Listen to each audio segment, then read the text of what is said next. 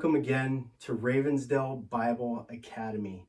Today I want to introduce you to probably my favorite course that I've developed, that I've taken, that I've given to my children at the Christian school district that I served. Really is my favorite course ever, because this is the course that actually transformed my prayer life.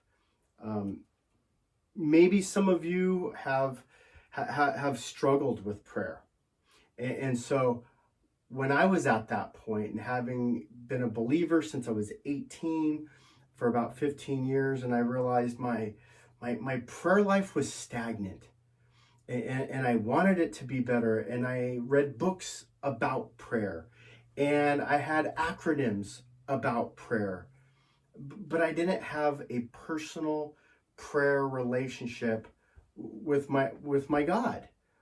And so I want students to have an intimate companionship, relationship with their Lord, with their God.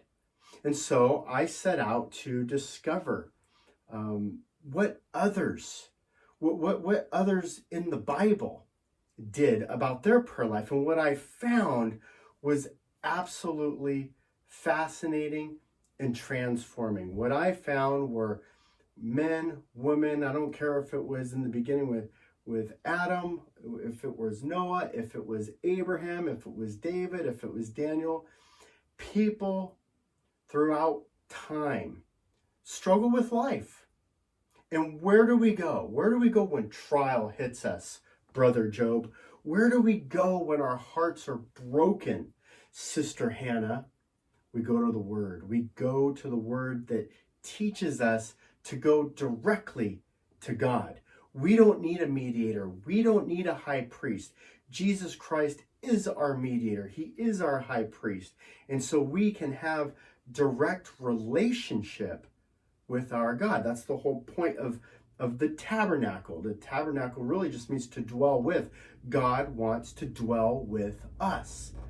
And so in this course, we've designed an opportunity to help you walk through this process of relationship by looking at real life examples throughout the Bible of men and women who go to the Lord in prayer, who go beseech the Lord, who go wrestle with the Lord, who go and ask the Lord for miracles, who go before the throne of God to try to change God's mind. Can we do that?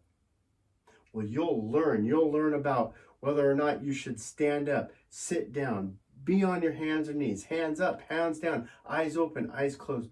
We want to learn about the whole deal. We want to look at role models. We want to look at examples that we see again throughout the scriptures. And we can glean from their pain. We can learn from their trials. We can be lifted up and strengthened by their lives. I just, again, I love this course. I promise you that when you go through these different examples, these different passages, you will grow in your relationship to the Lord. You'll develop a deeper, personal, intimate relationship. And so it's not about a format. There's not like a secret formula. I know many of you may have learned the ACTS formula. A, adore God. C, confess to God. T, be thankful to God. And S, the supplication or the asking. And there's nothing wrong with that.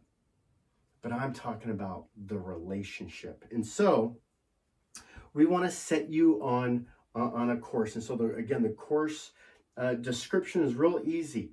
We want to notice who's praying. We want to know who the person is. We want to see how they pray, when they pray, what they pray for, and how they approach God and how God answers them. Does God answer instantaneously, or does it take time? Each student will read a passage from the Bible, and again, they'll see a real person, a real life situation, and then they can evaluate the prayer from that person in the Bible. What's our learning objective? Well, the overall objective of the course isn't just to complete an assignment. No, the overall objective is to become a prayer warrior, to develop that personal not just relationship with the Lord, but dependence. The idea of prayer warriors, a warrior would put on his armor to go to battle, and that would begin with prayer. And so we want to understand how biblical prayer actually works. We want to see and understand the relationship between God and man. We get to see the interaction. We want to examine the patterns and the principles of prayer. Is there one pattern?